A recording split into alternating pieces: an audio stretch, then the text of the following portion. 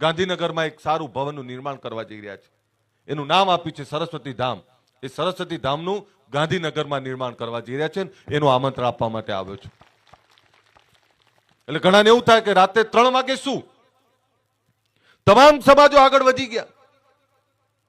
ત્યારે એક મેસેજ આપવો છે કે અમે હવે ઊંઘતા નથી, અમે જાગ્યા છીએ અને અમે રાતના 3 વાગે ભેગા થઈને અમે આહવાન કરવાને છે કે હા અમે આવી રહ્યા છીએ.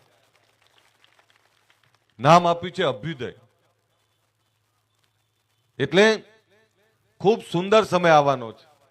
દેવસિંહભાઈ, મિનિંગ તો એ જ થાય.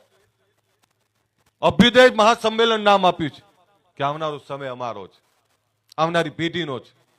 અને આવનારી પેઢી માટે જ્યારે આપણે સારા વિચારો સાથે આગળ વધતા હોય ત્યારે તમને બધાને 2 હાથ જોડીને આમંત્રણ આપું છું કે 26ની તારીખ 27ની સવારના 3 વાગે તમે બધાએ સમર્થન કરવા, આશીર્વાદ આપવા માટે અને આ મહાયજ્ઞના ભાગીદાર બનવા માટે પધારો એવી આ બધાને વિનંતી કરું છું.